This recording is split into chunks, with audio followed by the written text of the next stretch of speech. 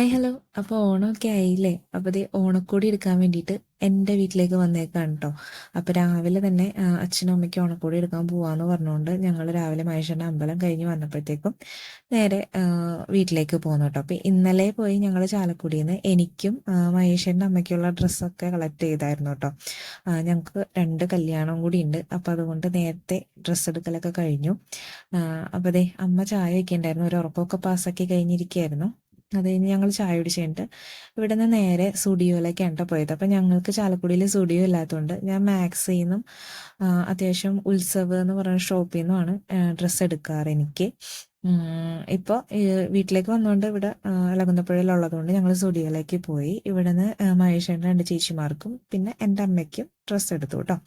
അത് കഴിഞ്ഞ് പിന്നെ ഞങ്ങൾ അച്ഛന് ഡ്രസ്സ് എടുക്കാൻ വേണ്ടി നോക്കിയായിരുന്നു. അച്ഛന് സ്റ്റുഡിയോയിലൊന്നും സെറ്റായിട്ട് കിട്ടിയില്ല. പിന്നെ വാവയ്ക്കും ഡ്രസ്സ് എടുക്കണമായിരുന്നു മഹേഷേട്ടന്. പിന്നെ ഇനി അടുത്ത ദിവസം ചാലക്കുടിക്ക് ഞങ്ങൾ പോകുന്നുണ്ട്, അപ്പം എടുക്കാമെന്ന് പറഞ്ഞു. അങ്ങനെ ഞങ്ങൾ അവിടെയൊക്കെ നോക്കിയിട്ട് അച്ഛന് അത് സെറ്റായില്ല എന്നുണ്ടപ്പോൾ ഞങ്ങൾ ഇറങ്ങിട്ടോ. പിന്നെ ലാമിയ ബേബി സ്റ്റുഡിയോയിലൊക്കെയാണ് പോയത്. വാവയ്ക്ക് അവിടെ നിന്നുണ്ടാ ഡ്രസ്സ് എടുത്ത് അത്യാവശ്യം നല്ല കളക്ഷൻസ് ഉണ്ട്. പിന്നെ അവർ ടോയും ചെരുപ്പും അങ്ങനത്തെ സാധനങ്ങളൊക്കെ കുറച്ച് മേടിച്ചിട്ട് ഞങ്ങൾ പോകുന്നത്. പിന്നെ അച്ഛൻ ഇവിടെ നിന്ന് ഡ്രസ്സ് എടുത്തു കേട്ടോ. അത് അച്ഛൻ്റെ ഫേവറേറ്റ് ഷോപ്പാണ്. അപ്പോൾ ഇത്രേ ഉള്ളൂ. അപ്പോൾ ബൈ ബൈ.